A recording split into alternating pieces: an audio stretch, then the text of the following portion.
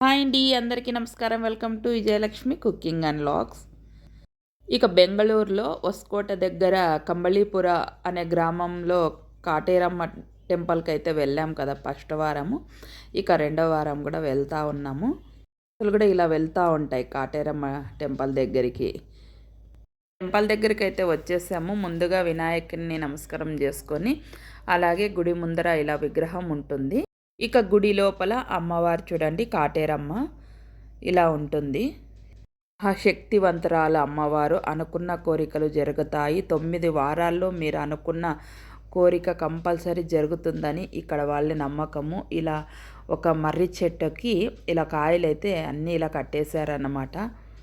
ఇక్కడికి పెద్ద పెద్ద వాళ్ళు వచ్చారంట, రాజకీయ నాయకులు, సినిమా యాక్టర్స్ అందరూ వచ్చి ఇలా అయితే అమ్మవారిని దర్శించుకొని వెళ్ళారంట. ఇక జనాలైతే వేలల్లో కోట్లల్లో తరలి అయితే వస్తూ ఉంటారంట ఇక్కడికి. అమావాస్య పుణ్యానికి కూడా చాలా అంటే చాలా బాగా జరుగుతుందంట ఇక్కడ. ఇక దేవుని ప్రసాదం కూడా ఇక్కడ ఎనీ టైం దొరుకుతుందన్నమాట, పెడుతూనే ఉంటారు.